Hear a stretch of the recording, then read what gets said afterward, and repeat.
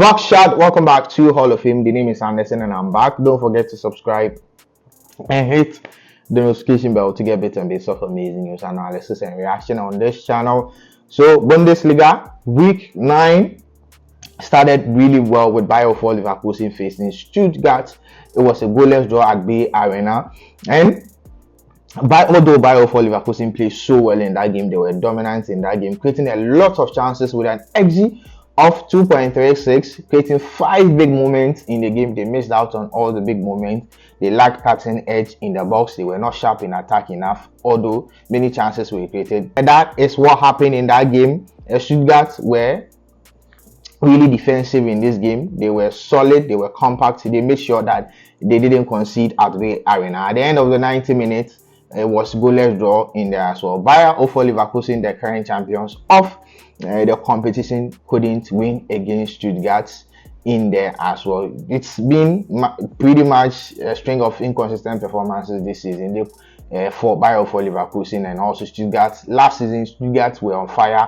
Leverkusen were also on fire. Both teams played really well in their first and opening part of the season, but then it's not the same. I can't say it's the same for this season as well. But points shared, 1 point all shared, and 1 point for the federation as well, or for the competition as well. Bayern for Leverkusen ended match week 9 with goalless draw against Stuttgart. Bayern Munich also won at home, 3-0 win at home against Union Berlin. It was a dominant game for Bayern Munich. Harry Kane scored a brace in there with 15th minute goal through a penalty and also 51st minute goal. Coleman was on the score sheet on 43rd minute as well. In the first half, they led by 2-0, and in the second half, the only goal of the game in the second half came from Harry Kane as well on the 51st minute in the game. After the 90 minutes, 78% of the possession went to Bayern Munich. Obviously, Bayern were dominant in that game with an XG of 2.51 and also an XG of 0.49 for Union Berlin. They played only 22% of the possession. Passes in there, Bayern accumulated match passes in there with 796 passes, 92% passing accuracy. Incredible stuff from Bayern Munich at home. And Union Berlin had 170 passes in there with a passing accuracy of 69% in there as well. So Bayern created a lot of chances in the game, 4 big chances as well. I can't say same for Union Berlin, 0 big chance created in there with 7 shots on target for Bayern and only 1 shot on target for Union Berlin. So Bayern obviously muted Union Berlin in this one. They were dominant. Union Berlin couldn't contain Bayern at Allianz Arena in there as well. Frankfurt also gave an amazing performance at home. At Deutsche Bank Park, it was an incredible performance for Frankfurt. 7-2, 9-goal thriller against Bochum.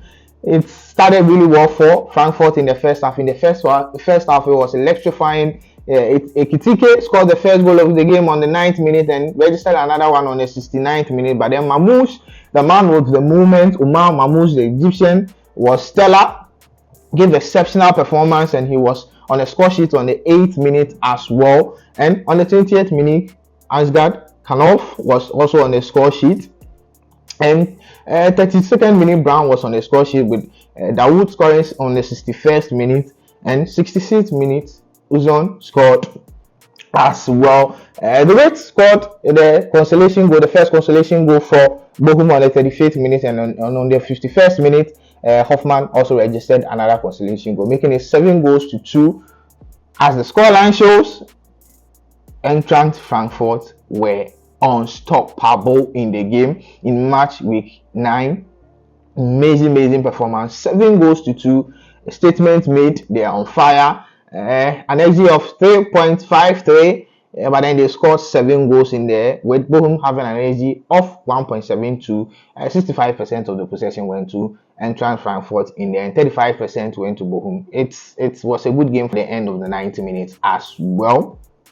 And Hoffenheim lost at home against St. Pauli, 2-0 win for St. Pauli at away. This was an incredible win for St. Pauli, newly promoted side as well. Hosteinkel also won against Heidenheim at home, 1-0 win, which was very eventful, was very monumental for Hosteinkel in this one. This could refuel them and bring them back on track. They are also a newly promoted side, but then they are not giving exceptional performances in the Bundesliga. But week 9, they registered a win against Heidenheim FC, and it was a good one for them to go by as well. Wolfsburg also played Augsburg at home. It was 1-1 draw, although Wolfsburg were dominant in the game. Possession wise, they dominated, they controlled the game, but couldn't win this one. Actually, the first goal of the game came from the side of Augsburg through Thiers on the 34th minute, and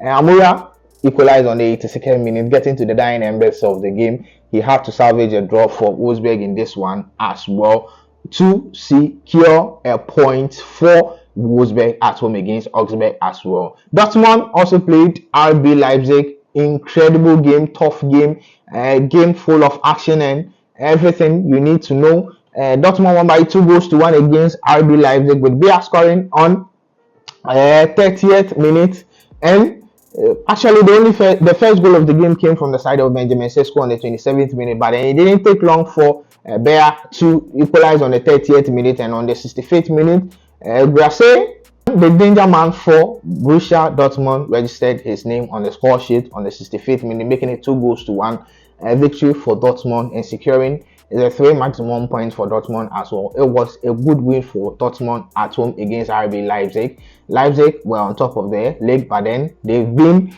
eliminated from the top, and this was a monumental win for Dortmund as well. New signing side needed this one to be back on track as well.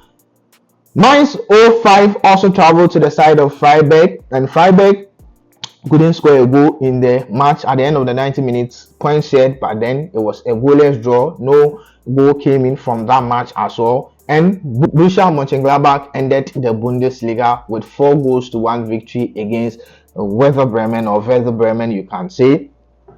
Goals from Alessandro Plea and also Fredo. On the 12th minute, Alessandro Plea scored the first goal on the 11th minute, and an own goal from Fredo on the 12th minute made it 2-0. 45th minute, Honorat scored, and on the 67th minute, Stuttgart also scored to secure 4 goals for Borussia Mönchengladbach in here as well. Top scored on the 75th minute for the only consolation goal of the game for Werder Bremen in here as well. At the end of the 90 minutes, it was 4-1 victory for Borussia Mönchengladbach, securing a 33 maximum point for their home side as well. Let's get into the table after match week 9. After match week 9 or round 9, Bayern Munich are back on top of the table with 23 points, with RB Leipzig slipping to second with 20 points and plus of 10 goals. Bayern Munich have 25 goals scored in there as well, leading by 25 goals. And Eintracht Frankfurt are in the mix third with 17 points. Bayern for Leverkusen are also fourth with 16 points in here. Dortmund fifth with 16 points. Union Berlin, Freiburg are also sixth with 16 points as well. Let's get into the relegation part of the table. Hoffenheim are lying at 16th with only 8 points after 9 games, and Holstein lying at 17th with only 5 points after 9 games, and last at 18th, Bochum with 1 point after 9 games as well. So that is it for Bundesliga week 9. Thank you for sticking with me through this review. My name has always been Anderson. Don't forget to subscribe and hit the notification bell to get better bits of amazing news, analysis, and reaction on this channel. Stay safe and bye bye.